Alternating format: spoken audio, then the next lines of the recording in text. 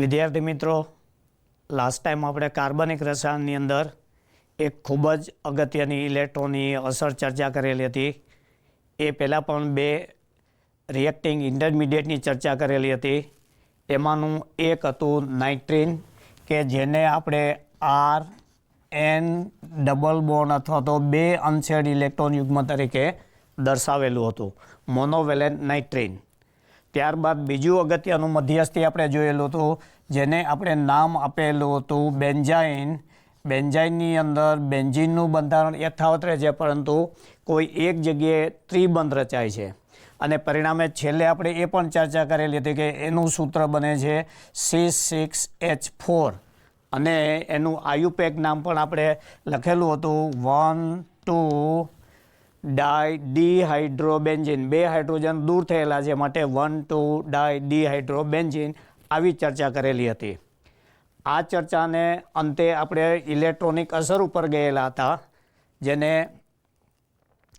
ખાસ કરીને ઇન્ડક્ટિવ ઇફેક્ટના ઉદાહરણો અને એમાંના ચર્ચા કરવાના મુદ્દાઓ પણ આપણે લીધેલા હતા.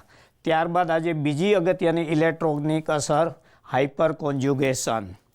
તો હાઇપર કોન્જ્યુગેશન અસરમાં પણ કાલના જે આપણે મુદ્દા ચર્ચા કરેલા હતા એ બધા જ મુદ્દા ઓલમોસ્ટ અહીંયા ચર્ચા કરીશું.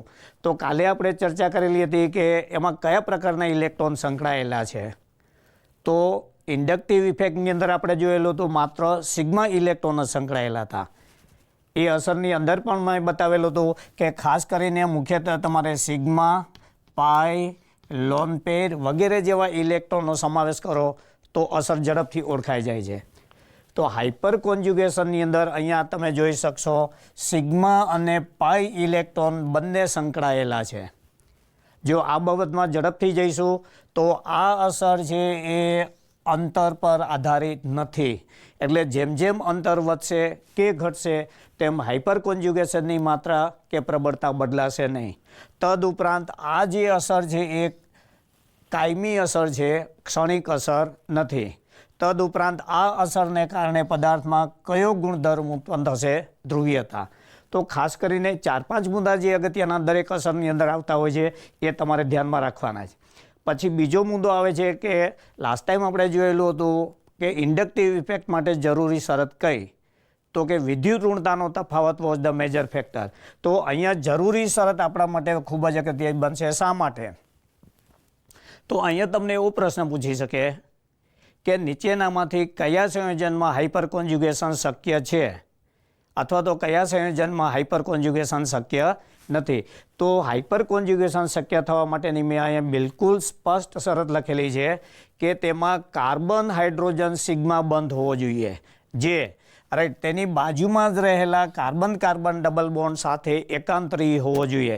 એટલે કે અહીંયા મેં જે બંધારણ દોરેલું છે તેમાં તમે જોશો તો પ્રોપિનનું બંધારણ લીધેલું છે. એમાં અહીંયા દ્વિબંધ છે અને આ કાર્બન ઉપરના 3 સિગ્મા બંધ છે એ દ્વિબંધ સાથે એકાંતરે છે. અને પરિણામે આ અણુ જે છે એ હાઇપર કોન્જ્યુગેશનની જે લઘુત્તમ શરતો હોય એનું પાલન કરે છે. ફરીવાર બરાબર, આલ્કીન અથવા કાર્બન કાર્બન ડબલ બોન્ડની બાજુના આલ્ફા કાર્બન ઉપર ઓછામાં ઓછો એક કાર્બન હાઇડ્રોજન સિગ્મા બંધ અનિવાર્ય છે. Right, okay. એટલે કે કાર્બન હાઇડ્રોજન સિગ્મા બંધ તેની બાજુમાં જ રહેલા આલ્કીનના દ્વિબંધ સાથે હંમેશા એકાંતરે હોય તો જ હાઇપર કોન્જ્યુગેશન થશે. કેટલીક વાર તમને આવું પણ આપી દેશે CH3 CH2 CH3 CH3 CH double bond CH2. આવું જોશો તો અહીંયા દ્વિબંધ છે, દ્વિબંધની બાજુમાં આલ્ફા કાર્બન છે, આલ્ફા કાર્બન ઉપર સિગ્મા બંધ છે, બાકીના 3 સિગ્મા બંધ છે. રાઈટ, પરંતુ આ સિગ્મા બંધ ઉપર એક પણ કાર્બન હાઇડ્રોજન બંધ નથી. તો આવો અણુ છે એ હાઇપર કોન્જ્યુગેશન આપી શકશે નહીં. પહેલો MCQ અહીંયા સીધો એ જ બનશે કે નીચેનામાંથી કયા સંયોજનો હાઇપર કોન્જ્યુગેશન આપી શકશે. તો ઝડપથી તમારે ચેક કરી લેવાનું, જે અણુમાં દ્વિબંધ હોય અને તેની બાજુના જ કાર્બન એટલે કે આલ્ફા કાર્બન ઉપર કાર્બન હાઇડ્રોજન સિગ્મા બંધ, કાર્બન હાઇડ્રોજન સિગ્મા બંધ હોય તો જ તે કાર્બન હાઇડ્રોજન સિગ્મા બંધ છે એ હાઇપર કોન્જ્યુગેશનમાં ભાગ લઈ શકશે. એટલે એક અગત્યનો MCQ એ બની શકશે. હવે જ્યારે હાઇપર કોન્જ્યુગેશનની વાત આવે છે ત્યારે હાઇપર કોન્જ્યુગેશન કેવી રીતે ઉદ્ભવશે અને તેના અન્ય શક્ય સૂત્રો કઈ રીતના હશે. તો અહીંયા આપણે જોઈશું તો અહીંયા દ્વિબંધ છે તે દ્વિબંધની વિદ્યુત ઋણતા વધારે છે. એ વિદ્યુત ઋણતાને કારણે આ જે પાઈ બંધનો ઇલેક્ટ્રોન છે, એક સિગ્મા બંધ છે અને બીજો પાઈ બંધ છે. પાઈ બંધનો ઇલેક્ટ્રોન છે એ આવી રીતે સ્થાનાંતર પામી અને કાર્બન ઉપર આ રીતે કેન્દ્રિત થશે. પરિણામે અહીંયા સિંગલ બોન્ડ બનશે. રાઈટ.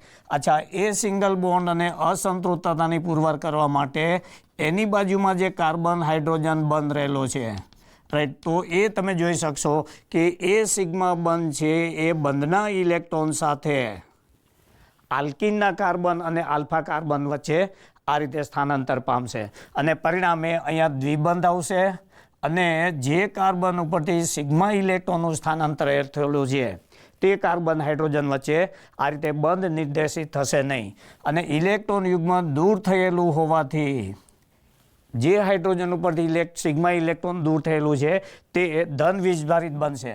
તો અહીંયા તમે જોઈશો તો આ પરિસ્થિતિની અંદર, રાઈટ, આ કાર્બન અને હાઇડ્રોજન વચ્ચે કોઈ પણ પ્રકારનો રાસાયણિક બંધ ન હોવાથી અને ઇંગ્લિશની અંદર ખાસ કરીને નો બોન્ડ રેઝોનન્સ એટલે કે બંધ વગરનું સંસ્પંદન. નો બોન્ડ રેઝોનન્સ એટલે કે બંધ વગરનું સંસ્પંદન પણ હાઇપર કોન્જ્યુગેશનને કહે છે. ત્યારબાદ આવી અસર જે સૌ પ્રથમ આ વૈજ્ઞાનિક બેકન અને નાથન નામના વૈજ્ઞાનિકોએ અસર સમજાવેલી હતી. માટે આ અસરને ઘણી વખતે બેકન નાથન અસર પણ કહેવામાં આવે છે અથવા તો નો બોન્ડ રેઝોનન્સ પણ કહેવામાં આવે છે. કેમ? તો કે કોઈ પણ એક ક્ષણે આલ્ફા કાર્બન અને હાઇડ્રોજન વચ્ચે બંધની ગેરહાજરી છે. બંધની ગેરહાજરી છે કેવી રીતે એ આગળ આપણે ડિટેલની અંદર ચર્ચા કરીશું. તો આ જે થયું એ બંધારણ નંબર 2 એ બંધારણ 1નું હાઇપર કોન્જ્યુગેશન બંધારણ કહેવાય. અચ્છા, હવે આ બંધારણ થયું તેમાં અગત્યની ચર્ચા કરીએ તો ઘણી વખતે કોઈ બંધારણ આપ્યા વગર પણ તમને સમજાવતા હોય છે કે આ બંધની અંદર કયા ફેરફાર થયા. તો પહેલાં તો અહીંયા સિગ્મા બંધના ઇલેક્ટ્રોન હતા એ પાઈ બંધની અંદર ફેરવાય છે. તો ખૂબ જ અગત્યનો મુદ્દો છે કે સિગ્મા બંધના ઇલેક્ટ્રોનનું પાઈ બંધના ઇલેક્ટ્રોનમાં રૂપાંતર થાય છે. ફરીથી બોલું છું, સિગ્મા બંધના ઇલેક્ટ્રોનનું રૂપાંતર પાઈ બંધના ઇલેક્ટ્રોનમાં રૂપાંતર થાય છે. એટલે કે sigma bond is converted into pi bond. At the same time અણુનો જે મૂળ પાઈ બંધ હતો એ ખાસ કરીને આપણે આ જોઈશું તો લોન પેર અબંધકારક ઇલેક્ટ્રોન યુગ્મ સ્વરૂપે ફેરવાય છે. એટલે કે ઘણી વખતે અસરનો મૂળભૂત ગુણધર્મ પૂછવાને બદલે આવી નાની નાની બાબતો હોય એના MCQ બનાવતા હોય છે. અહીંયા તમે જોઈ શકશો કયા ઇલેક્ટ્રોન સંકળાયેલા છે તો કે સિગ્મા અને પાઈ બંને ઇલેક્ટ્રોન સંકળાયેલા છે, જે પહેલો MCQ બનશે. પછી બીજો MCQ બનશે ઓછામાં ઓછી જરૂરિયાત શરત કઈ તો કે કાર્બન કાર્બન દ્વિબંધ હોવો જોઈએ અને તેના એકાંતરે ઓછામાં ઓછો એક કાર્બન હાઇડ્રોજન સિગ્મા બંધ હોવો જોઈએ. તો આ ખાસ કરીને અસર ઉદ્ભવશે. અહીંયા સુધીની ઓલમોસ્ટ બુકની અંદર આપણે વાંચેલું હોય છે. પરંતુ અગત્યનો સવાલ એ છે કે આ અસર દરમિયાન કયા નવા ફેરફાર જોવા મળે છે તો કે સિગ્મા બંધના ઇલેક્ટ્રોન પાઈ બંધના ઇલેક્ટ્રોનમાં ફેરવાય છે અથવા તો sigma bond is converted into pi bond. પરિણામે જે જગ્યાએથી સિગ્મા બંધ દૂર થયેલો છે તેની સાથે રહેલો હાઇડ્રોજન પરમાણુ પ્રોટોન અથવા તો H પોઝિટિવમાં ફેરવાય છે. આ એક ફેરફાર. પછી બીજો ફેરફાર તો કે જે અણુની અંદર ઓરિજિનલ પાઈ બંધ હતો એ લોન પેરની અંદર ફેરવાય છે. તો આવી નાની નાની બાબતોનું જો આપણે ધ્યાન આપશું તો આમાંથી પૂછાતા MCQ મળી શકશે.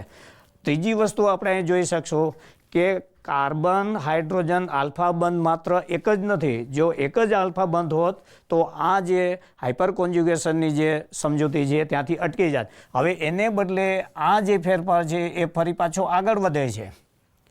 હવે પ્રથમ જે સિગ્મા બંધ લીધો એને બદલે બીજો સિગ્મા બંધ લઈશું, રાઈટ. તો એનું બંધારણ કંઈક આ રીતનું આવશે, H પોઝિટિવ કાર્બન હાઇડ્રોજન આ રીતે આવશે, રાઈટ. અને ત્યાં આ રીતનો દ્વિબંધ રહેશે CH CH2 આ રીતનું રહેશે. મતલબ હવે પછીનું જે આટલું બંધારણ છે એ બંધારણ ઓલમોસ્ટ યથાવત રહેશે. માત્ર અને માત્ર આલ્ફા કાર્બન હાઇડ્રોજન છે રાઈટ, એની આ રીતે અદલા બદલી થયા કરશે. આ જે છે રાઈટ એને બંધારણ 2 કહીશું. બંધારણ 3 બંધારણ 2 ને સમતુલ્ય છે. ત્યારબાદ હજુ ત્રીજા હાઇડ્રોજનનો આ રીતે ફેરબદલી કરશું તો આ હાઇડ્રોજન છે એ કાર્બન હાઇડ્રોજન H પોઝિટિવ આવશે. અહીંયા દ્વિબંધ CH2 અને નેગેટિવ આવી રીતનું બનશે રાઈટ. તો આ રીતે આવે છે બંધારણ નંબર 4. તો અહીંયા આપણે જોઈશું તો સંપૂર્ણ હાઇપર કોન્જ્યુગેશન દરમિયાન 3 પૈકીના કોઈ એક હાઇડ્રોજન છે કાર્બન હાઇડ્રોજન સિગ્મા બંધ એ ધન વીજભારિત હાઇડ્રોજન સ્વરૂપે હોય છે. અને આલ્ફા કાર્બન અને આલ્કિનનો જે કાર્બન છે એની વચ્ચે દરેક વખતે દ્વિબંધ ઉપસ્થિત હોય છે. ઓરિજિનલ દ્વિબંધ હોય છે એ એકલ બંધમાં ફેરવાય છે અને તેનું ઇલેક્ટ્રોન યુગ્મ છે એ રાઈટ લોન પેર સ્વરૂપે ફેરવાઈ જાય છે. હવે તો બીજો આંતરિક પૂછાતો પ્રશ્ન કે આ અસરને કારણે રાઈટ વીજભારમાં કયા ફેરફાર થયા, તો કે આલ્કિનનો જે કાર્બન હતો એના ઉપર ઋણ વીજભાર ઉત્પન્ન થાય છે અને આલ્ફા કાર્બન ઉપરનો જે પ્રોટોન હતો એના ઉપર ધન વીજભાર ઉત્પન્ન થાય છે. પરિણામે અહીંયા મેં જે ધ્રુવીયતાની વાત કરેલી હતી એ અણુમાં આ રીતે કાયમી ધ્રુવીયતા ઉત્પન્ન થાય છે. એ સિવાયનો બીજો અગત્યનો પ્રશ્ન જોઈશું તો આ અસરને કારણે અહીંયા તમે જોઈ શકશો ખૂબ જ સહેલાઈથી કાર્બન પરમાણુ આલ્કિનનો કાર્બન પરમાણુ છે એ ઋણ આયનમાં ફેરવાય છે. માટે ખાસ કરીને આપણે એને કહીશું કાર્બ એનાયન. આ અસરને કારણે કાર્બન કયા પ્રકારનો સક્રિય મધ્યસ્થી બને છે, તો આલ્કિનનો કાર્બન છે કાર્બન એનાયન સ્વરૂપે ફેરવાય છે. એનાયન સ્વરૂપે ફેરવાશે પરિણામે તેનું સંકરણ, તેની બંધ લંબાઈ આવા અગત્યના ગુણધર્મોમાં પણ ફેરફાર થશે. તો અહીંયા જે આપણે લીધેલું હતું એ એક પ્રોપીનનું ઉદાહરણ લઈ અને હાઇપર કોન્જ્યુગેશન અસર સમજાવેલી છે. ફરીવાર ઝડપથી રિવિઝન બતાવું તો લાસ્ટ ટાઈમ પણ આપણે જે ચર્ચા કરેલી હતી કે પહેલો પ્રશ્ન એ પૂછવાનો કે કયા પ્રકારના ઇલેક્ટ્રોન સંકળાયેલા છે, તો અહીંયા સિગ્મા અને પાઈ બંને પ્રકારના ઇલેક્ટ્રોન સંકળાયેલા છે. તદુપરાંત આ અસર છે એ અંતર ઉપર આધારિત છે, તો કે અંતર ઉપર આધારિત નથી. તેના વડે કાયમી ધ્રુવીયતા ઉત્પન્ન થાય છે. આ અસર કાયમી છે અને ધ્રુવીયતા ઉત્પન્ન થાય છે. ત્રીજો મુદ્દો એ આવે છે કે આ અસર છે એની પ્રબળતા રાઈટ ઇન્ડક્ટિવ અસરની તુલનામાં વધારે હશે કે ઓછી હશે રાઈટ. હવે આ અસર છે એમાં સિગ્મા અને પાઈના બંને ઇલેક્ટ્રોન સંકળાયેલા હોવાથી તેની અસર જે છે એ ઇન્ડક્ટિવ અસર કરતાં વધારે હશે. તો જ્યાં હાઇપર કોન્જ્યુગેશન હશે ત્યાં ઇન્ડક્ટિવ અસરની માત્રા પ્રમાણમાં ઓછી અથવા ઢંકાઈ ગયેલી હશે. આ જે થયું એ પ્રોપીનના ઉદાહરણ દ્વારા. હવે અહીંયા એક અગત્યનો સવાલ એવો પૂછી શકાય કે ધારો કે આપણે આ રીતે લીધેલું છે CH3 CH double bond CH2 આવું કોઈ એક ઉદાહરણ લીધું. એમાં આ જે છે એ આલ્કિન છે અને તેની બાજુમાં રહેલો જે કાર્બન છે આલ્ફા કાર્બન ઉપર છે. તો વિદ્યાર્થી મિત્રો અહીંયા ખૂબ જ સહેલો પ્રશ્ન પણ ભૂલ થઈ શકે એવો પ્રશ્ન પૂછી શકાય કે અહીંયા તમે જોશો તો આની પાસે 3 આલ્ફા હાઇડ્રોજન છે. આલ્ફા કાર્બન ઉપર 3 આલ્ફા હાઇડ્રોજન છે. તો સવાલ એવો પૂછે કે આના કુલ બંધારણો કેટલા? તો મોટાભાગના વિદ્યાર્થીઓ તો ભૂલ થવાનો સંભવ છે કે 3 બંધારણો હશે. હકીકતમાં તમે જોઈ શકશો કે ટોટલ 4 બંધારણો બને છે. એક કાયમી પરમેનન્ટ બંધારણ અને બાકીના જે છે આવા મધ્યવર્તી બંધારણો બને છે. એટલે કે જે હાઇડ્રોજન આલ્ફા હાઇડ્રોજન પરમાણુની સંખ્યા હોય એના કરતાં તમારે એક બંધારણ એટલે આના કુલ બંધારણો આવશે 3 + 1 = 4. આ ખાસ ધ્યાન રાખી લો. માત્ર હાઇડ્રોજનની સંખ્યા જેટલા બંધારણ નહીં, એક તો એનું ઓરિજિનલ બંધારણ આવશે અને બાકીના 3 આવિધના હાઇપર કોન્જ્યુગેશન બંધ આવશે. એટલે કે એવું પૂછે કે આના ટોટલ બંધારણ કેટલા, તો ટોટલ બંધારણોની સંખ્યા 3 આવશે. અથવા તો એવો પ્રશ્ન પૂછે કે મિથાઇલ ઉપર 3 કાર્બન હાઇડ્રોજન આલ્ફા બંધ રહેલા છે તો તેના કુલ બંધારણોની સંખ્યા કેટલી? એટલે 3 હોવાને કારણે મોટાભાગના વિદ્યાર્થીઓ 3 સિલેક્ટ કરશે. હકીકતમાં 4 બંધારણો છે. ઓકે, હવે એ અસર લીધા પછી બીજું કોઈ એવું અન્ય વિશિષ્ટ ઉદાહરણ છે કે જેમાં પણ આવી રીતે હાઇપર કોન્જ્યુગેશન બની શકે? તો અહીંયા જે મેં એ ટોલ્યુઇનનું ઉદાહરણ લીધેલું છે. ટોલ્યુઇનની અંદર પણ આ રીતે ટોલ્યુઇનની અણુની બહારની કક્ષાની અંદર પણ ખાસ કરીને સંસ્પંદન અસર જોવા મળે છે. ધારો કે આ રીતે આપણે ટોલ્યુઇનના એકાંતરે દ્વિબંધ બેન્ઝીનમાં અને કાર્બન હાઇડ્રોજન આ રીતે લઈશું તો આ અણુમાં પણ હાઇપર કોન્જ્યુગેશન જોવા મળશે. અચ્છા, કઈ રીતે? તો કે અહીંયા દ્વિબંધ છે અને એની એકાંતરે જોશો તો આગળ જોયા મુજબ 3 કાર્બન હાઇડ્રોજન આલ્ફા સિગ્મા બંધ રહેલા છે. પરિણામે ધારો કે કોઈ એક સિગ્મા બંધનું ઇલેક્ટ્રોન યુગ્મ છે એ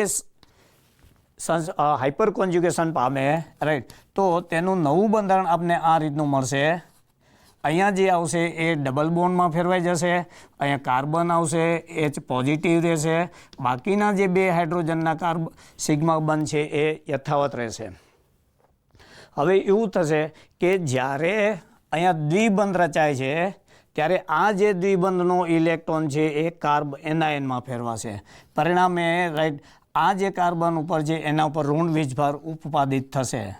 હવે આગળ જયા મુજબ રાઈટ માત્ર એક જ દ્વિબંધ હતો એટલે હાઇપર કોન્જ્યુગેશન અહીંથી અટકી જતું હતું, પરંતુ અહીંયા બેન્ઝીન વલયમાં દાખલ થયા બાદ હજુ પણ આ લોન પેર અને બેન્ઝીનનો જે પાઇબંધ છે એ પણ એકબીજાના કોન્જ્યુગેશનમાં છે.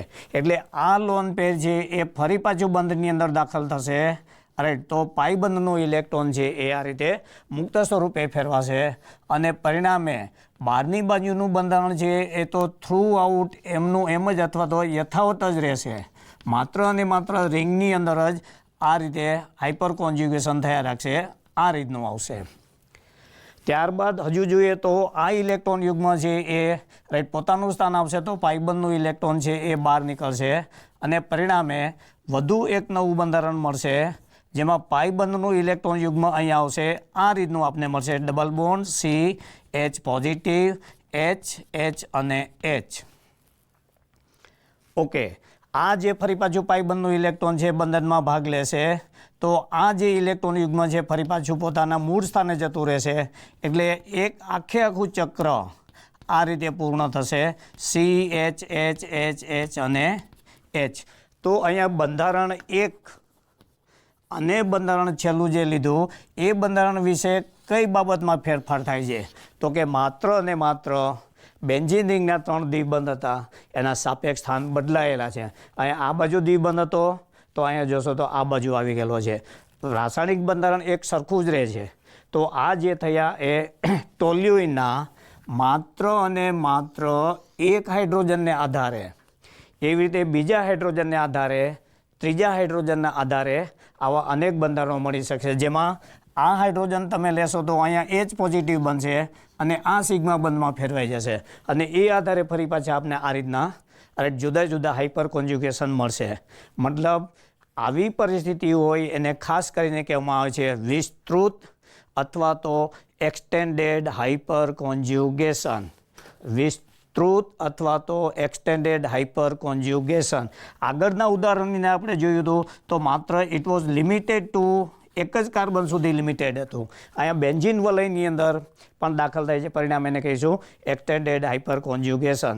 અને જેમ કોન્જ્યુગેશનનું પ્રમાણ વધે તેમ તેની સ્થિરતા વધે છે. ઓકે, એટલે એક ઉદાહરણ જોયું આપણે પ્રોપીનનું, એક ટોલ્યુઇનનું જોયું કે જેમાં જુદા જુદા પ્રકારના હાઇપર કોન્જ્યુગેશન બંધારણો આપને જોવા મળે છે. ત્યારબાદ અગત્યની બીજી એક અસર છે જેને ખાસ કરીને કહેવામાં આવે છે રિવર્સ હાઇપર કોન્જ્યુગેશન. તો રિવર્સ હાઇપર કોન્જ્યુગેશન ખરેખર છે શું? રિવર્સ હાઇપર કોન્જ્યુગેશન રાઈટ એ કોન્જ્યુગેશનની જ અસર છે, પરંતુ અસરની જે માત્રા છે અથવા એની દિશા છે એ બદલાઈ જાય છે. ધારો કે તમે આ રીતે લેશો Cl અને એની બાજુની અંદર આ રીતે ડબલ બોન્ડ લીધેલો હશે CH2, રાઈટ. તો અગાઉ મુજબ જે તમે ઇલેક્ટ્રોન યુગ્મને આ બાજુ લઈ આવતા હતા અને આલ્કીનો પ્રથમ કાર્બન છે એને એનાયન બનાવતા હતા, અહીંયા તેનાથી વિરુદ્ધ અસર આવશે. એટલે કે Clની વિદ્યુત ઋણતા વધારે હોવાને કારણે આ જે સિગ્મા બંધનું આખું ઇલેક્ટ્રોન છે એ ક્લોરીન તરફ ફેરવાશે. પરિણામે આપને ફરી પાછું એક બંધારણ મળશે. અહીંયા આવશે Cl negative.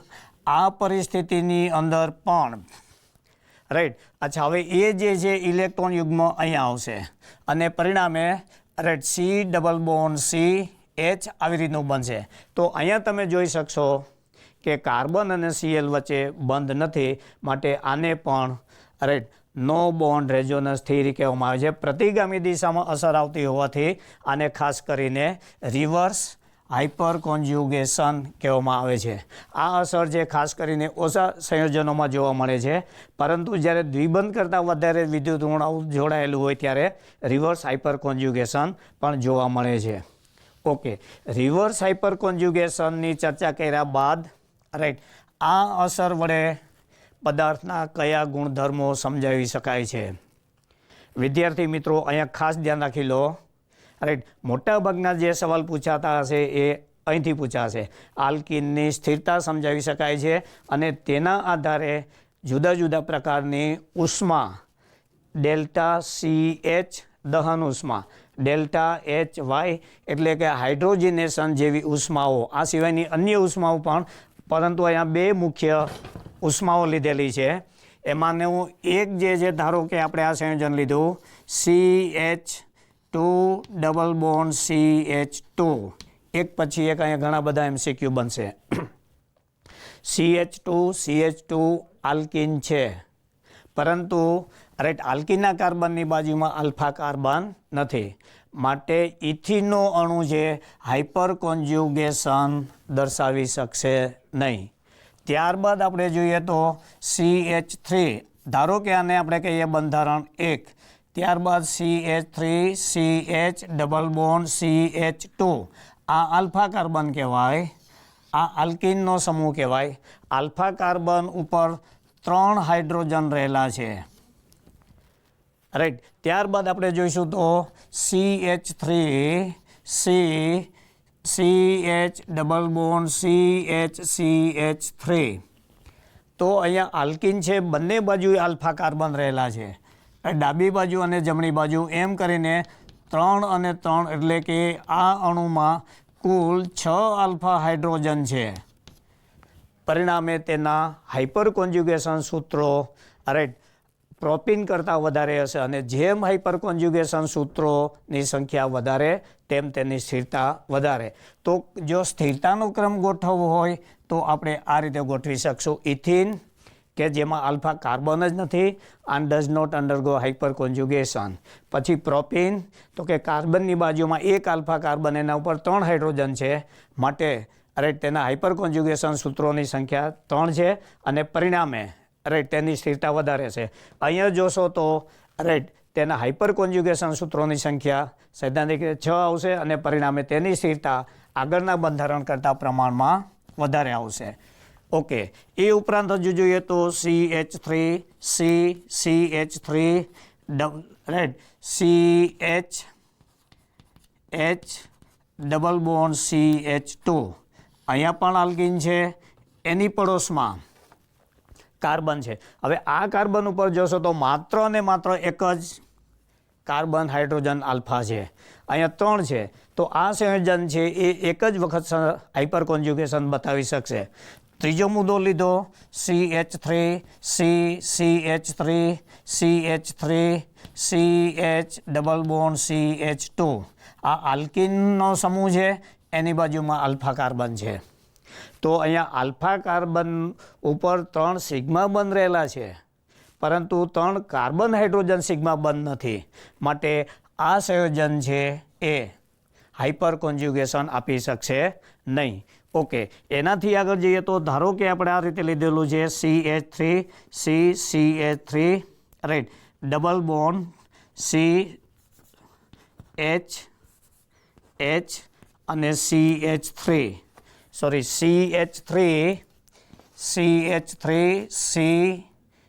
CH3 double bond CH3. આ જે છે એ આલ્કિન સમૂહ છે.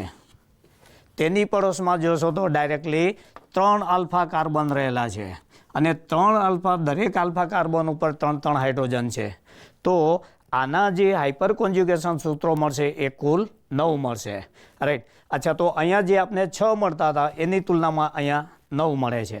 હવે આગળ જોઈશું તો હજુ પણ CH3 CH3 double bond CH3 CH3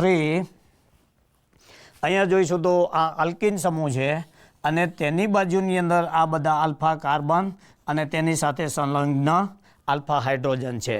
તો આમાં કુલ જોઈશું તો આ બાજુ 6 હાઇડ્રોજન છે, આ બાજુના પણ 6 છે. એટલે આ જે બંધારણ છે એ કુલ 12 હાઇપર કોન્જ્યુગેશન બંધારણો દર્શાવી શકે. તો હવે જ્યારે સાપેક્ષ હજુ એક ઉદાહરણ લઈ લો એટલે ખ્યાલ આવે. ધારો કે આપણે આમ આપેલું છે CH3 CH2 CH double bond CH2. તો આ દ્વિબંધ છે, એની સાથે આલ્ફા કાર્બન છે. તો તમે જોશો તો ત્યાં 2 જ આલ્ફા કાર્બન હાઇડ્રોજન છે. એટલે અહીંયા 2 જ આલ્ફા કાર્બન હાઇડ્રોજન હોવાથી તેના હાઇપર કોન્જ્યુગેશન સૂત્રો 2 મળશે. તો હવે આ બધા બંધારણોની જ્યારે આપણે સાપેક્ષ ચર્ચા કરીશું ત્યારે પહેલાં તો કેટલા બંધારણો હાઇપર કોન્જ્યુગેશન આપશે અને કેટલા બંધારણો હાઇપર કોન્જ્યુગેશન આપશે નહીં. બીજો મુદ્દો, જો આપશે તો તેના હાઇપર કોન્જ્યુગેશનના બંધારણીય સૂત્રો કેટલા છે. દરેક વખતે હાઇપર કોન્જ્યુગેશન પ્લસ એક બંધારણ સૂત્ર તમારે ઉમેરી દેવાનું. એ આગળ પણ મેં ચર્ચા કરેલી.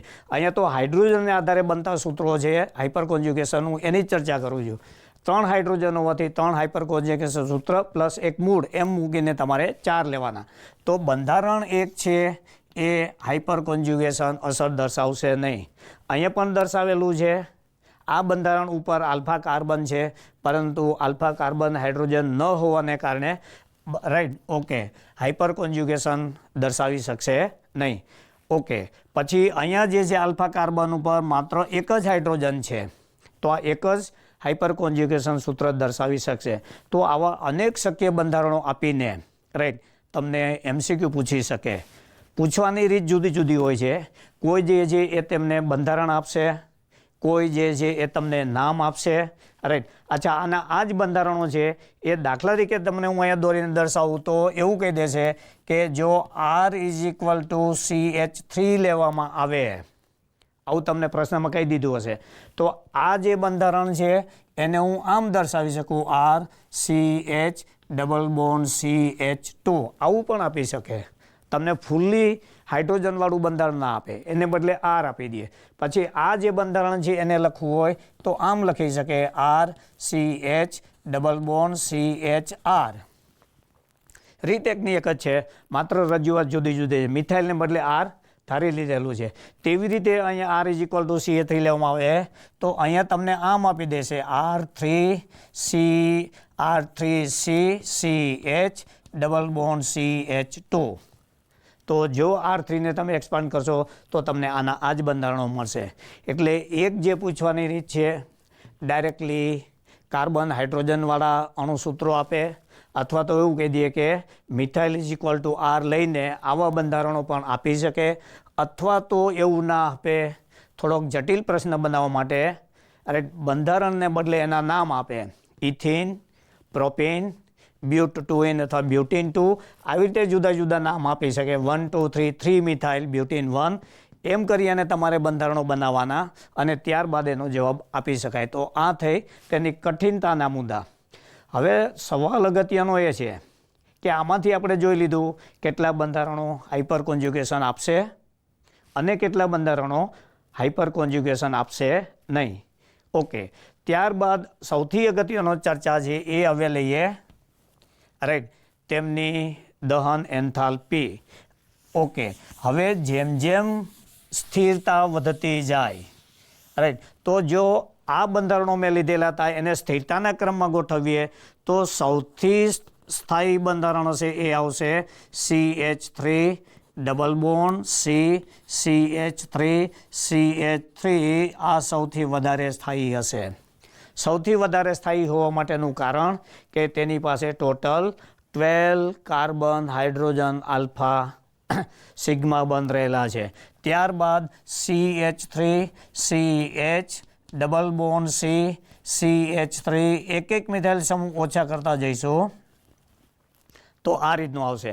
આમાં જે છે ટોટલ 12 હાઇપર કોન્જ્યુગેશન બંધારણો આવશે. આમાં જે છે ટોટલ 9 હાઇપર કોન્જ્યુગેશન બંધારણો આવશે. આ જે એમાં આવશે CH3 CH double bond CH3. આમાં જે છે ટોટલ 6 હાઇપર કોન્જ્યુગેશન બંધારણો આવશે. ત્યારબાદ લઈશું તો CH3 CH double bond CH2. આમાં 3 હાઇપર કોન્જ્યુગેશન બંધારણો આવશે.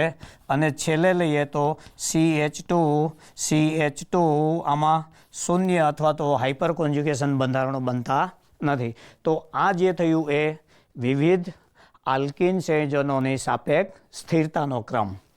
ઓકે, મતલબ જેમાં કાર્બન આલ્ફા હાઇડ્રોજનની સંખ્યા વધારે તેની સાપેક્ષ સ્થિરતા વધારે હશે. એટલે કેટલીક વખતે તમને આવી રીતનો ક્રમ પણ પૂછે છે. હવે એક ક્રમ ડિસ્કસ કર્યા પછી બીજો અગત્યનો મુદ્દો આવે છે તેની ઉષ્માઓ. રાઈટ, તેની ઉષ્મા છે એ કેવી રીતે સમજાવી શકાય? વિદ્યાર્થી મિત્રો, તો અહીંયા સરળતાથી સમજવા માટે હું તમને એક પ્લોટ અથવા ગ્રાફ દ્વારા સમજાવું છું કે જેમાં ધારો કે આપણે આ રીતે બંધારણ લીધેલા હતા. અત્યારે આ 3 બંધારણની ચર્ચા કરીએ, 1, 2 અને 3. તો 3 જે છે એની સ્થિરતા સૌથી વધારે છે, 2 જે છે એની સ્થિરતા થોડી ઓછી છે અને 1 જે છે એની સૌથી ઓછી છે. તો આ સંયોજનો જે છે જો ગ્રાફિકલી ચર્ચા કરવામાં આવે તો આલેખની અંદર ક્યાં હશે? રાઈટ, ખાસ કરીને આ જે સંયોજન છે એની સ્થિરતા સૌથી ઓછી છે. સ્થિરતા સૌથી ઓછી હોવાને કારણે તેની પોટેન્શિયલ ઉર્જા વધારે હશે. એટલે ધારો કે આપણે એને અહીંયા મૂકીએ, રાઈટ, તો એ જે આવશે એને બંધારણ નંબર 1 લઈશું. ત્યારબાદ જે છે આની સ્થિરતા વધારે છે એટલે એની સાપેક્ષ સ્થિરતા છે થોડીક ઓછી આવશે. અને ત્યારથી આગળ જઈએ તો આ એની સ્થિરતા આવશે આ રીતે 1, 2 અને 3 આ બંધારણો. હવે જો આ 3 બંધારણોનું રિડક્શન કરવામાં આવે અથવા હાઇડ્રોજનેશન કરી અને આ રીતે કોઈ એક સંતૃપ્ત હાઇડ્રોકાર્બન બનાવવામાં આવે, અહીંયા જે છે એ રાઈટ, ઓકે, આ જગ્યાએ આવશે, એમાંથી ઇથેન બનશે, અહીંથી પ્રોપેન બનશે, અહીંથી પણ પ્રોપેન બનશે. 3 હવે અહીંયા જે છે એ માઇનસ ડેલ્ટા H એટલે કે એન્થાલ્પી ઓફ હાઇડ્રોજનેશન અથવા એન્થાલ્પી ઓફ રિડક્શન. રાઈટ, અહીંયા પણ આવશે માઇનસ ડેલ્ટા H. ખાસ કરીને મેં અહીંયા ઇથિન લીધેલું છે એટલે 1 કાર્બન ઓછો છે, જ્યારે આમાં પ્રોપીન છે, અહીંયા 4 કાર્બન બ્યુટીનવાળું છે. પરંતુ ઉષ્માનો સાપેક્ષ સમજાવવા માટે એવું આપણે એઝ્યુમ કરેલું છે. રાઈટ, અચ્છા, હવે અહીંયા જે આવે છે ડેલ્ટા H આવે છે એન્થાલ્પી ફેરફાર. તો અહીંયા તમે જોશો તો આ જે ગાળો છે એક ગેપ છે એ વધારે છે. એનો મતલબ એવો થશે કે ઇથિનની એન્થાલ્પી ઓફ હાઇડ્રોજનેશન ઉષ્માનો તફાવત વધારે છે, મતલબ તેની હાઇડ્રોજનેશન એન્થાલ્પીનું મૂલ્ય વધારે છે. ત્યારબાદ જે પ્રોપીન છે એમાં જે આ રીતનો તમે ગાળો જોશો તો આ જે તફાવત છે એ પ્રમાણમાં ઓછો છે. તો આમ કહીશું ડેલ્ટા H1, ડેલ્ટા H2 અને ડેલ્ટા H3. તો સૌથી વધારે મૂલ્ય છે ડેલ્ટા H1નું, ત્યારબાદ છે ડેલ્ટા H2નું અને ત્યારબાદ છે ડેલ્ટા H3નું. તો delta H1 is greater than delta H2 is greater than delta H3 આવશે. તો અહીંયા તમને થોડુંક સરપ્રાઇઝ લાગશે કે સામાન્ય રીતે આપણે એવી રીતે વિચારતા હોય છે જે સંયોજન સ્થાયી હોય, રાઈટ, તે સંયોજનને સક્રિય બનાવી અને જો પ્રક્રિયામાં લાવવામાં આવે તો તેમાં વધારે ઉર્જાની જરૂર પડે છે. એક કન્સેપ્ટ પ્રમાણે જશો તો તમને સૌથી વધારે ઉષ્માનો ફેરફાર બંધારણ 3માં જોવા મળશે.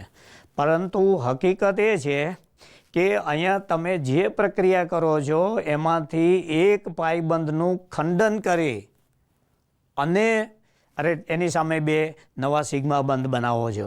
તો આ પરિસ્થિતિ અનુસાર એનો જે ઉષ્માનો ફેરફાર છે એ ખૂબ જ ઓછો હશે. આથી રાઈટ, બંધારણ 3ની હાઇડ્રોજનેશન ઉષ્મા અથવા રિડક્શન ઉષ્મા સૌથી ઓછી હશે. બંધારણ 2ની તેનાથી થોડીક વધારે છે, બંધારણ 3ની તેનાથી વધારે છે. તો આના ઉપરથી અનુમાન શું લઈ શકાય? તો એક શબ્દ પાકો કરી લઈએ કે જે આલ્કિનની સ્થિરતા સૌથી વધારે હશે તેની હાઇડ્રોજિનેશન ઉષ્મા કે રિડક્શન ઉષ્મા સૌથી ઓછી હશે. તો આ જે છે એને આપણે આવી રીતે લખી શકશું, હાઇડ્રોજિનેશન ઉષ્મા અથવા તો રિડક્શન ઉષ્મા સમપ્રમાણમાં જે છે એ તેની સાપેક્ષ સ્થિરતા, અર્થાત જેની સ્થિરતા વધારે તેની હાઇડ્રોજિનેશન ઉષ્મા અથવા રિડક્શન ઉષ્મા ઓછી, જેની સાપેક્ષ સ્થિરતા વધારે હશે તેની હાઇડ્રોજિનેશન ઉષ્મા અથવા તો રિડક્શન ઉષ્મા પ્રમાણમાં વધારે હશે. એટલે કેટલીક વખત આવા સવાલ પૂછાતા હોય છે. અહીંયા તમારા મગજમાં એ કન્ફ્યુઝન ન થવું જોઈએ કે જેની સ્થિરતા વધારે હોય તેની પ્રક્રિયા ઉષ્મા હંમેશા વધારે હોય. જે મેં ચર્ચા કરી તેમ પાઈ બંધ તોડી અને સિગ્મા બંધમાં લઈ જવાની વાત છે. એટલે અહીંયા જે ક્રમ છે એ તમને ઉલટો જોવા મળશે. એટલે એક વસ્તુ આ. પછી બીજો મુદ્દો આપેલો છે દહન ઉષ્મા. એટલે આ જે બધા આલ્કિન સંયોજનો છે તેની O2 સાથે પ્રક્રિયા કરી અને CO2 અને સમજો કે H2O બનાવવામાં આવે તો દહન એન્થાલ્પીનો ફેરફાર પણ હાઇડ્રોજિનેશન ઉષ્મા કે રિડક્શન ઉષ્માના ક્રમને અનુસરશે. અર્થાત જે આલ્કિનની સાપેક્ષ સ્થિરતા વધારે છે તેની દહન ઉષ્મા પ્રમાણમાં ઓછી હશે. અચ્છા, હવે એનું મુખ્ય કારણ એ પણ નીચા ઉર્જા સ્તરે આ રીતે અણુ આવેલો છે એટલે ઉર્જાનો ગેપ પ્રમાણમાં ઓછો આવશે. તદ ઉપરાંત અહીંયા તમે જોઈ શકશો કે જે આપણે હાઇડ્રોજિનેશન ઉષ્મા કે રિડક્શન ઉષ્મા અથવા તો દહન ઉષ્માની ચર્ચા કરીએ છીએ તો એ ત્રણની અંદર ડેલ્ટા એચનું મૂલ્ય ઋણ આવે છે. મતલબ હાઇડ્રોજિનેશન ઉષ્મા અથવા રિડક્શન ઉષ્મા કે દહન ઉષ્મા એ તમામ ઉષ્માઓ હંમેશા ઉષ્માક્ષેપક પ્રકારની હશે. મતલબ તેના ડેલ્ટા એચનું મૂલ્ય ઋણ હશે. તો બીજો સવાલ થર્મોડાયનેમિકના સંદર્ભમાં પૂછી શકાય, જે આલ્કિનની સાપેક્ષ સ્થિરતા વધારે તે આલ્કિનના એન્થાલ્પી ફેરફારનું ઋણ મૂલ્ય ઓછું, નેગેટિવ વેલ્યુ ઇઝ સ્મોલર. જે આલ્કિનની સાપેક્ષ સ્થિરતા વધારે તે આલ્કિનની હાઇડ્રોજિનેશન ઉષ્મા અથવા તો હાઇડ્રોજિનેશન એન્થાલ્પીનું ઋણ મૂલ્ય પ્રમાણમાં નાનું હશે.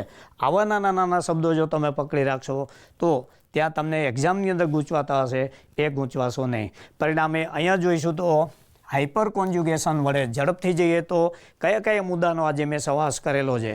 એક તો પ્રાથમિક મુદ્દાઓ લીધેલા છે, કયા પ્રકારના ઇલેક્ટ્રોન સંકળાયેલા છે.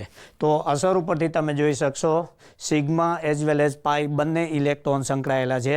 સિગ્મા પાઈની આંતરક્રિયા થાય છે. તદ ઉપરાંત આ અસર છે એ અંતર સાથે વધતી કે ઘટતી નથી, પરિણામે અંતર પર આધારિત નથી. તદ ઉપરાંત આ અસર છે એ કાયમી છે અને અણુની અંદર ખાસ કરીને કાયમી ધ્રુવીયતા ડાયપોલારિટી પ્રોડ્યુસ કરે છે. જરૂરી શરત કઈ તો કે આલ્કિનના ડબલ બોન્ડ છે એની બાજુના આલ્ફા કાર્બન ઉપર કાર્બન હાઇડ્રોજન સિગ્મા બંધ હોવો જોઈએ. રાઈટ. અચ્છા, જો અહીંયા વધારે વિદ્યુત ઋણ આવે તો આગળ મેં ચર્ચા કરી તેમ રિવર્સ હાઇપર કોન્જ્યુગેશન પણ આવે. આ શરતનું પાલન થાય તો તે સંયોજનો છે એ હાઇપર કોન્જ્યુગેશન આપશે. વધારે વિદ્યુત ઋણ તો રિવર્સ હાઇપર કોન્જ્યુગેશન આપે. એની અસર જે છે એ પોઝિટિવ હાઇપર કોન્જ્યુગેશનના જેવી જ હોય છે. તદ ઉપરાંત આમાં કોઈ પણ એક ક્ષણે કાર્બન હાઇડ્રોજન વચ્ચે સિગ્મા બંધ હોતો નથી, માટે એને નો બોન્ડ રેઝોનન્સ પણ કહેવામાં આવે છે. આવી અસર છે બેકન-નાથર નામના વૈજ્ઞાનિકે સમજાવેલી હતી, માટે એને બેકન-નાથર ઇફેક્ટ પણ કહેવામાં આવે છે. ઓકે, તેના વડે કઈ ઘટના સમજાવી શકાય છે તો જેમ આપણે લીધું એમ આલ્કિનની સ્થિરતા અને સ્થિરતાને આધારે રાઈટ દહન ઉષ્મા, હાઇડ્રોજિનેશન ઉષ્મા અથવા તો રિડક્શન ઉષ્મા જેવી અસરો સમજાવી શકાય છે. અચ્છા, હાઇપર કોન્જ્યુગેશન સમજાવ્યા બાદ બીજો અગત્યની ઇલેક્ટ્રોનની અસર છે તેનું નામ ખાસ કરીને વિશેષ પ્રમાણમાં કાર્બનિક સંયોજનોમાં જોવા મળે છે અને એ જે અસર છે રાઈટ મુખ્યત્વે એને કહેવામાં આવે છે સંસ્પદન અસર, એટલે કે ઇંગ્લિશની અંદર એને ખાસ કરીને રેઝોનન્સ અસર કહેવામાં આવે છે. રાઈટ. આ બાબતની અંદર વિદ્યાર્થી મિત્રો પહેલેથી ને તમને ફોલ્ડ પાડી દઉં કે સંસ્પદન અસરની સાથે બીજી એક અસર પણ આવે છે. એ અસરને ખાસ કરીને બીજું એક કહેવામાં આવે છે મેસોમરિક અસર. મેસોમરિક અસર એઝ સચ તો there is no difference between resonance અસર અને મેસોમેરિક અસર. મોટા ભાગે રેઝોનન્સ અને મેસોમેરિક અસર વચ્ચે તફાવત નથી. કોઈ એક બાબતની અંદર જ આ બંને એકબીજાથી જુદું પડે છે. તો જ્યારે રેઝોનન્સ સમજતા હો કે મેસોમેરિક અસર સમજતા હો ત્યારે ઓલમોસ્ટ તમારે બંનેને પેરેલલ ગણવાની છે. હવે સંસ્પંદન અસરને જો આગળ વધારીએ તો સંસ્પંદન અસર કઈ રીતે ઉદ્ભવે છે, કયા ઇલેક્ટ્રોન સંકળાયેલા છે, આ મુદ્દા તો તમારે વારંવાર જોવાના, એટલે કોઈ અસર નવો મુદ્દો શીખવાનો આવશે નહીં. હવે સંસ્પંદન અસર છે એ કઈ બાબતની અંદર અથવા કઈ વસ્તુ સમજાવે છે? તો પહેલું તો કે અણુ કેટલાક અણુઓના ભૌતિક અને રાસાયણિક ગુણધર્મો તેના એક જ લ્યુઇસ ઇલેક્ટ્રોન બંધારણને આધારે સમજાવી શકાતા નથી. ફરીવાર, અણુઓના કેટલાક ભૌતિક અને રાસાયણિક ગુણધર્મો છે તે તેના એક જ લ્યુઇસ ઇલેક્ટ્રોન બંધારણને આધારે સમજાવી શકાતા નથી. એ સમજાવવા માટે તેને અનેક બંધારણોનો સહારો લેવો પડે છે. તો એક જ અણુ માટે જે આપણે ભિન્ન ભિન્ન લ્યુઇસ ઇલેક્ટ્રોન બંધારણો દર્શાવીએ છીએ એ બંધારણોને એકબીજાના સંસ્પંદન બંધારણો કહીએ છીએ.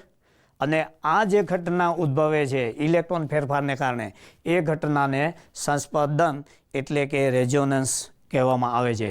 ફરીવાર, અણુના કેટલાક ભૌતિક અને રાસાયણિક ગુણધર્મો રાઈટ તેના એક લ્યુઇસ ઇલેક્ટ્રોન બંધારણને આધારે સમજાવી શકાતા નથી. આવા ગુણધર્મો સમજાવવા માટે તેના એક કરતાં વધારે લ્યુઇસ ઇલેક્ટ્રોન બંધારણ દર્શાવવા પડે છે. તો આવા જે ભિન્ન ભિન્ન લ્યુઇસ ઇલેક્ટ્રોન બંધારણ છે તેને ખાસ કરીને રેઝોનન્સ, સંસ્પંદન બંધારણ અને આ જે અસર છે એ અસરને રેઝોનન્સ અસર કહેવામાં આવે છે. રેઝોનન્સ અસરમાં કયા ઇલેક્ટ્રોન સંકળાયેલા છે? તો પહેલી વસ્તુ જે છે, રેઝોનન્સ અસરની અંદર પાઈ ઇલેક્ટ્રોન કોની સાથે સંકળાયેલા છે? તો કે અન્ય પાઈ ઇલેક્ટ્રોન સાથે પણ સંકળાયેલા હશે અથવા આંતરક્રિયા કરતા હશે. ત્રીજો મુદ્દો જે છે રાઈટ ઓકે, એ લોન પેર એટલે કે અબંધકારક ઇલેક્ટ્રોન યુગ્મ સાથે પણ આંતરક્રિયા કરતું હશે. ત્રીજો મુદ્દો જે છે એ રાઈટ કાર્બન કેટાયન સાથે પણ આ રીતે આંતરક્રિયા કરતું હશે. ચોથો મુદ્દો જે છે ખૂબ જ કોર્નરનો છે, બહુ ઓછી જગ્યાએ ચર્ચા કરેલો છે રાઈટ કે કોઈ એક પરમાણુ છે, તટસ્થ પરમાણુ, એની પાસે ખાલી કક્ષક છે તો એ પાઈ ઇલેક્ટ્રોન છે આ પરમાણુની ખાલી કક્ષક સાથે પણ આ રીતની આંતરક્રિયા કરે છે. તદુપરાંત જે છે રાઈટ કોઈ એક પરમાણુ પર આ રીતે એકલ ઇલેક્ટ્રોન હશે તો તેની સાથે પણ આંતરક્રિયા કરે છે. તો અહીંયા આપણે જોઈશું તો રાઈટ ખાસ કરીને પાઈ ઇલેક્ટ્રોનની આવી જુદી જુદી આંતરક્રિયાઓ, અહીંયા મેં એટલું બધું સરળ લિસ્ટ આપેલું છે કે તમને ફટાફટ જોઈને જ ખબર પડી જાય છે કે આમાંથી આ અસર થશે. એટલે પાઈ ઇલેક્ટ્રોન સાથે, પાઈ ઇલેક્ટ્રોનની અબંધકારક ઇલેક્ટ્રોન યુગ્મ સાથે, પાઈ ઇલેક્ટ્રોનની કાર્બોકેટાયનની ખાલી કક્ષક સાથે, પાઈ ઇલેક્ટ્રોનની તટસ્થ પરમાણુ બોરોન જેવાની ખાલી કક્ષક સાથે અને પાઈ ઇલેક્ટ્રોનની અર્ધપૂર્ણ ભરાયેલી રાઈટ કક્ષક સાથે આ રીતે આંતરક્રિયાઓ થશે. ઓકે, હવે આ જે આંતરક્રિયાઓ છે, પહેલું તો સામાન્ય બાબત ફરીથી સમજાવી દઉં કે જે ઇલેક્ટ્રોનની સંકળાયેલા ઇલેક્ટ્રોન છે એમાંની આ અસરો છે. પછી આ જે અસર છે એ અંતર ઉપર આધારિત નથી. એકવાર બતાવી દઉં ફરીવાર કે ઇન્ડક્ટિવ અસર સિવાયની બાકીની અસરો છે એ અંતર ઉપર આધારિત નથી. પછી છેલ્લે આપણે એની વિગતવાર ચર્ચા કરી. પછી આ અસર છે એ કાયમી અસર છે. આ અસરને કારણે ધ્રુવીયતા ઉત્પન્ન થશે. હવે આ અસર માટે જરૂરી શરતો તમે અહીંયા ઓલરેડી દર્શાવેલી છે કે પાઈ ઇલેક્ટ્રોન આવી પરિસ્થિતિનું નિર્માણ થવું જોઈએ. અચ્છા, હવે આ પરિસ્થિતિના નિર્માણ માટે right second important requirement is કે જે મેં પાઈ ઇલેક્ટ્રોન, લોન પેર આ બધું બતાવેલું છે એ મુખ્યત્વે એક જ સમતલમાં આવેલા હોવા જોઈએ. મુખ્યત્વે એક જ સમતલમાં આવેલા હોવા જોઈએ તો જ આ પ્રકારની આંતરક્રિયા થશે. અથવા તો કેટલીક વખતે એક જ સમતલમાં નથી તો તેમની વચ્ચે જે ઉર્જાનો તફાવત છે રાઈટ, એ ઉર્જાનો તફાવત છે એ પ્રમાણમાં ખૂબ જ ઓછો અથવા તો નહિવત હોવો જોઈએ. મતલબ બે શરતો છે, આવી પરિસ્થિતિનું નિર્માણ થવું જોઈએ અને તેની સાથે સાથે આ પરિસ્થિતિ છે એ એક જ સમતલમાં પ્રાપ્ય હોવી જોઈએ. અથવા તો એક જ સમતલમાં પ્રાપ્ય નથી તો આ બે ઘટકો વચ્ચે ઉર્જાનો તફાવત નહિવત અથવા ખૂબ જ ઓછો હોય તો તેમની વચ્ચે સંસ્પંદન થઈ શકે છે. આવી પરિસ્થિતિ છે, ખાસ કરીને એના માટે ફરી પાછો આપણે એક શબ્દ વાપરીએ છીએ, એને ખાસ કરીને આ શબ્દ વાપરજો, એકાંતરીય. ઇંગ્લિશમાં એને કહેવામાં આવે છે કોન્જ્યુગેશન. તો રેઝોનન્સની જગ્યાએ આપણે વારંવાર એક શબ્દ વાપરીશું, કોન્જ્યુગેશનમાં છે. કોન્જ્યુગેશનમાં છે, જ્યારે કોન્જ્યુગેશનમાં બોલશો એટલે આ બધી શરતોનું પાલન થાય છે. કોન્જ્યુગેશન મતલબ આવી પરિસ્થિતિ છે, એક જ સમતલમાં છે અથવા તો તેમની વચ્ચે ઉર્જાનો તફાવત ઓછો છે. એટલે એકાંતરીય અથવા કોન્જ્યુગેશન શબ્દને હવે આપણે સ્વીકારીને આગળ જઈશું. હવે એક પછી એક ઉદાહરણ લેતા જઈએ તો રાઈટ, પહેલું લઈએ પાઈ ઇલેક્ટ્રોન સાથે આંતરક્રિયા. હવે ધારો કે સમજો કે આ રીતે લીધેલું છે, આ પાઈ બોન્ડ છે, CH2 double bond CH, CH2 CH double bond CH2. તો અહીંયા બે પાઈબંધ આપેલા છે. તો આ જે પાઈબંધ છે, ધારો કે એને તમે લક્ષમાં લેશો, રાઈટ, તો તેના પછીનો પાઈ બોન્ડ, સિગ્મા બોન્ડ અને ઇમિડિયેટલી પાઈ બોન્ડ આવવો જોઈએ. એટલે કે પાઈ સિગ્મા લોન પેર, પાઈ સિગ્મા કાર્બોકેટાઇન આવવો જોઈએ. આમાંથી કોઈ પણ એક અણુ જે છે એ ઇમિડિયેટલી ત્રીજા સ્થાને આવી રીતે આવવું જોઈએ. જ્યારે ત્રીજા સ્થાને નથી અને આ સ્થાને નથી અને પરિણામે આ અણુ જે છે એ સંસ્પંદન દર્શાવી શકશે નહીં. આગળની અસરમાં પણ હું વારંવાર કહું છું કે પહેલો સવાલ એ પૂછવાનો કે આ અસર દર્શાવી શકશે કે નહીં. જો એની શરતો તમે આવી રીતે ધ્યાનમાં રાખશો તો પહેલો સવાલ સીધો મળી જશે. આ સંયોજન છે એ ખાસ કરીને સંસ્પંદન અસર દર્શાવી શકશે નહીં. હવે સંસ્પંદન અસર દર્શાવીએ તો કેવી રીતનું આવી શકે? ધારો કે તમારી પાસે આ રીતનો કોઈ એક આ રીતનો ડબલ બોન્ડ અથવા તો ડાઇન છે, રાઈટ. અચ્છા, તો અહીંયા જોશો તો પાઈ બોન્ડ છે, અહીંયા સિગ્મા બોન્ડ છે અને પાઈ બોન્ડ છે. સંસ્પંદન અસર માટેનો આ સૌથી સરળ સૂત્ર છે, પાઈ સિગ્મા લોન પેર, પાઈ સિગ્મા. આમાંથી કોઈ પણને અહીંયા મૂકશો એટલે થશે કે નહીં એ નક્કી થઈ જશે. અચ્છા, હવે અહીંયા તમે જોશો તો આ રીતનું આપેલું છે, તો કે પહેલી શરત એ કહીશું કે કોન્જ્યુગેશનમાં છે અને પાઈ એકબીજાના કોન્જ્યુગેશનમાં છે. હવે આ પરિસ્થિતિની અંદર ધારો કે આ ઇલેક્ટ્રોન છે, રાઈટ, એ બંધમાંથી બહાર નીકળે તો એમાંથી આ રીતનું જે બનશે એ બંધારણ બનશે કાર્બન અને અહીંયા બનશે લોન પેર, આવી રીતનું બનશે. તો એ તટસ્થતા જાળવી રાખવા માટે આ જે પાઈબંધના ઇલેક્ટ્રોન છે એ અહીંયા આવશે. આ કાર્બન ઇલેક્ટ્રોન મેળવેલા છે માટે કાર્બન આયન અથવા ઋણ આયનમાં ફેરવાય છે. આ જે પાઈબંધના ઇલેક્ટ્રોન છે એ આ રીતે સ્થાનાંતર પામશે અને પરિણામે આ કાર્બન છે એ ધન વીજભારિત બનશે. સરળતાથી સમજવું હોય તો આને આમ પણ લખી શકાય, CH2 CH double bond CH2. ધારો કે આ ઇલેક્ટ્રોન છે, પાઈબંધના ઇલેક્ટ્રોન, રાઈટ, એ સ્થાનાંતર અનુભવે છે તો એમાંથી બનશે CH2 અને આ રીતે ઋણ વીજભાર બનશે અને પરિણામે ત્યાં સિંગલ બોન્ડની ઉપસ્થિતિ રહેશે. ત્યારબાદ આવશે CH, ત્યારબાદ સિંગલ બોન્ડ CH અને અહીંયા ડબલ બોન્ડ CH2 રહેશે. પરંતુ કાર્બનની ચતુર્સંયોજકતા પૂર્ણ કરવા માટે આ જે બંધ પોતાનું સ્થાનાંતર બદલશે અને પરિણામે આ જે બંધ છે એ બનશે ધન વીજભારીય કાર્બન અને અહીંયા આવશે ડબલ બોન્ડ આવશે. તો આ જે છે એ એકબીજાના રેઝોનન્સ સૂત્રો કહેવામાં આવે છે. રેઝોનન્સ ઘટનાને કારણે ફરી પાછું ધન આયન, ઋણ આયન, એટલે કે જે આપણે ધ્રુવીયતાની ચર્ચા કરેલી હતી એ ગુણધર ઉત્પન્ન થાય છે. ઓકે, તો હવે અહીંયા રેઝોનન્સ સૂત્રો બે વચ્ચે થશે. ફરી પાછા ઇલેક્ટ્રોન બંધનમાં ભાગ લેશે, અહીંથી બહાર નીકળશે. આ બે વચ્ચે સતત the molecule would be oscillating, આ રીતે એકબીજા વચ્ચે આંતરક્રિયા કરતું રહેશે. આંતરક્રિયાની આ ઘટના છે ખૂબ જ ઝડપી હોય છે. એટલી બધી ઝડપી હોય છે કે કોઈ પણ એક ક્ષણે કે આ બંધારણ છે કે પેલું બંધારણ છે એવું નક્કી કરી શકાતું નથી. પરિણામે તેમાંથી સર્વસ્વીકૃત એક જ બંધારણ સ્વીકારવામાં આવે છે. તો આ જે થયું એ રાઈટ, ખાસ કરીને પાઈબંધ સંસ્પંદન દર્શાવેલ છે. બીજો મુદ્દો આવે છે ધારો કે આપણે આ રીતે લઈશું CH2 double bond CH CH2 અને પોઝિટિવ એલાઇલિક કાર્બોકેટાયન. રાઈટ, ફરી પાછું શરત ચેક કરશો તો પાઈ બંધ છે, ફરી પાછું અહીંયા સિગ્મા બંધ છે. સિગ્મા બંધ પૂર્ણ થયા બાદ આમાંની કોઈ એક શરત હોવી જોઈએ. જે પરમાણુ આવતો હોય એ પરમાણુ પાસે ક્યાં તો પાઈબંધ હોવો જોઈએ, એ પરમાણુ પર ક્યાં તો લોન પેર હોવી જોઈએ, એ પરમાણુ પર ક્યાં તો કાર્બોકેટાયન એટલે ખાલી કક્ષક હોવી જોઈએ, એ જ પરમાણુ ઉપર કક્ષક ખાલી હોવી જોઈએ, અથવા એ પરમાણુ પર અર્ધપૂર્ણ કક્ષક ખાલી હોવી જોઈએ. અચ્છા, તો હવે આ જે પાઈબંધના ઇલેક્ટ્રોન છે એ આની પૂર્તતા કરવા માટે આ રીતે સ્થાનાંતર પામશે અને પરિણામે એમાંથી જે આપણે બંધારણ મળશે એ અહીંયા બનશે CH2 પોઝિટિવ અને અહીંયા બની જશે CH2.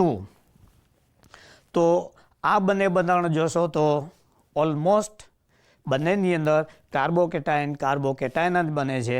Allylic carbocation. ત્રીજું બંધારણ તમે જોશો તો રાઈટ, ધારો કે આપણે આ રીતે લીધું CH2 double bond CH2 CH અને એની બાજુમાં લીધેલું છે NH2. તો ઝડપથી ચેક કરી લઈએ સંસ્પંદન થશે કે નહીં. પાઈ બોન્ડ, સિગ્મા બોન્ડ પછીનું શૃંખલાનું પહેલું પરમાણુ હોય એ પરમાણુ ઉપર આ ચાર વસ્તુ ચેક કરવાની. પાઈ બંધ નથી, લોન પેર છે માટે શક્ય છે. અરે પછી કાર્બોકેટાયન કે નથી. તો હવે અહીંયા એવું થશે કે આ જે લોન પેરનું ઇલેક્ટ્રોન યુગ્મ છે એ બંધનમાં ભાગ લેશે. તો એની અસરને કારણે આ પાઈબંધના ઇલેક્ટ્રોન છે બંધનમાંથી બહાર નીકળશે અને પરિણામે રાઈટ આ રીતનું બનશે CH2 અહીંયા નેગેટિવ ચાર્જ કાર્બેનાઇન બનશે. રાઈટ, અને જ્યાં ડબલ બોન્ડ હતો ત્યાં સિંગલ બોન્ડની જગ્યાએ ડબલ બોન્ડ અને આ રીતનું બનશે NH2 અને અહીંયા બનશે પોઝિટિવ. વિદ્યાર્થી મિત્રો, એક ખાસ ધ્યાન રાખી લો કે જ્યારે ઇલેક્ટ્રોનની ફેરબદલી થાય છે ત્યારે રાઈટ, જો ધન વીજભાર, ઋણ વીજભાર કે તટસ્થ પરમાણુ આપેલું હોય તો વિદ્યુત તટસ્થ બનશે, વિદ્યુત ઋણ બનશે કે એ ખાસ ધ્યાન રાખતા જાઓ. અહીંયા ધન વીજભારિત છે, જ્યારે બાજુના પાઈ ઇલેક્ટ્રોનનું સંસ્પંદન થાય છે ત્યારે ધન વીજભાર તટસ્થ થઈ જાય છે અને ત્યાં શૂન્ય બને છે. ત્યાં હવે કોઈ વીજભાર રહેતો નથી. આ કિસ્સાની અંદર તમે જોશો રાઈટ, તો અહીંયા નાઇટ્રોજન પરમાણુ વિદ્યુત તટસ્થ છે, કાર્બન પણ વિદ્યુત તટસ્થ છે.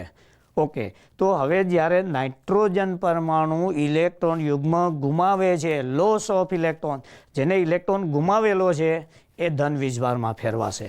અને જે તટસ્થ પરમાણુ ઇલેક્ટ્રોન મેળવે છે, અહીંયા આ કાર્બન તટસ્થ હતું, એને ઇલેક્ટ્રોન મેળવેલો છે માટે એ ઋણ વીજભારની અંદર ફેરવાશે. અહીંયા જે કાર્બન પરમાણુ હતો એને ઇલેક્ટ્રોન ગુમાવેલા છે માટે આ તટસ્થ કાર્બન પરમાણુ ધન વીજભારમાં ફેરવાશે. આ ધન વીજભારિત કાર્બન છે ઇલેક્ટ્રોન મેળવે છે માટે તટસ્થમાં ફેરવાશે. સંસ્પંદન અસરની શીખવાની સાથે સાથે વિદ્યુતભારની તટસ્થતા મેન્ટેન કરવી એ ખૂબ જ અગત્યની છે. તો કેવી રીતે યાદ રાખવાનું? તો કે ધન વીજભારયુક્ત પરમાણુ ઇલેક્ટ્રોન મેળવે ત્યારે તટસ્થ બને. તટસ્થ પરમાણુ જ્યારે ઇલેક્ટ્રોન ગુમાવે ત્યારે ધન વીજભારિત બને. તટસ્થ પરમાણુ જ્યારે ઇલેક્ટ્રોન લોન પેર ગુમાવે ત્યારે ધન વીજભારિત બને. તટસ્થ પરમાણુ જ્યારે ઇલેક્ટ્રોન યુગ્મ મેળવે ત્યારે ઋણ વીજભારિત. તો આવી રીતે ઘણી વખતે તમને સાચું સૂત્ર કે ખોટું સૂત્ર વિદ્યુતભારની અદલા બદલી પણ કરી નાખેલી હોય.